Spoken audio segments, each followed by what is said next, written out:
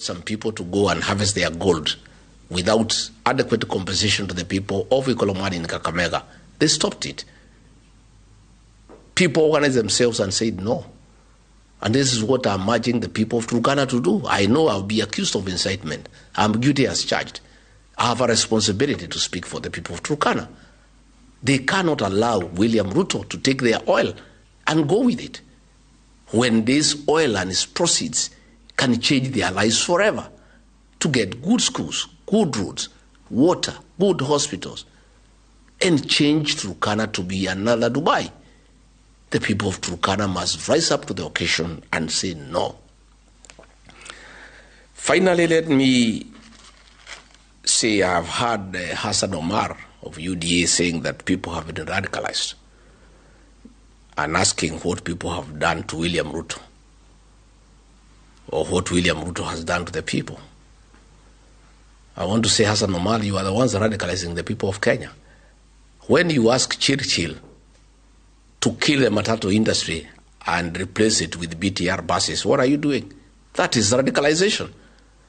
The matatu industry employs many people. Many Kenyans have invested in the matatu industry. And you are issuing a public statement asking the Minister for Transport to kill the matatu industry and replace it with the BTR. You are actually radicalizing the matatu owners, the drivers, the touts, and all the people who work out a living from the matatu industry. You are asking what William Ruto did to people of Kenya, why they are so angry. You should know because you live in Kenya. He abducted and killed their children. People are still in pain. He has levied taxes that are unreasonable to the people of Kenya. He has refused to pay pending bills to the people of Kenya. Their properties are being auctioned. He has made bribery a way of life. He is mocking Kenyans by displaying millions of shillings in public when people have no food on the table. That is what William Ruto has done to the people of Kenya. If you didn't know, I heard you ask that question. I have that answer for you. And you're asking why people are radicalized. It is the government that is radicalizing the people.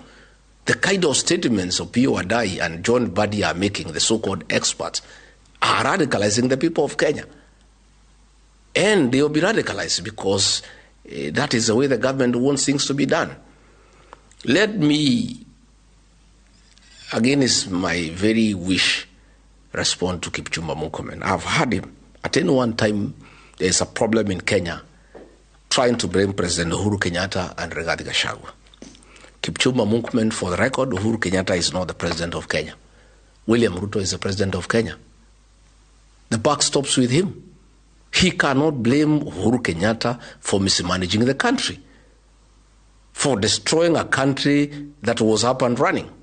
President Uhuru Kenyatta handed over a country that is working, with a working education system, working health system, with a country that was secure. 4 years down the line, there is no country. You keep on blaming President Uhuru Kenyatta, and you are asking matatu owners, why didn't they go on strike when Uhuru Kenyatta was president? When Uhuru Kenyatta was president, fuel went only to 135 shillings. We are now over 240. The people of Kenya know the difference. And again, Ruto is president. Let him run the country. And you cannot keep on anytime there is a small problem. You start comparing the reign of Uhuru Kenyatta and William Ruto.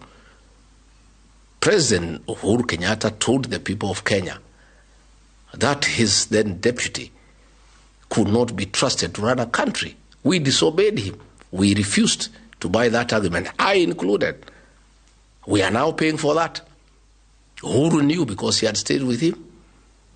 So Kipchumba Murkomen, leave Uhuru Kenyatta alone. He is not the president of Kenya. Uhuru Kenyatta is retired.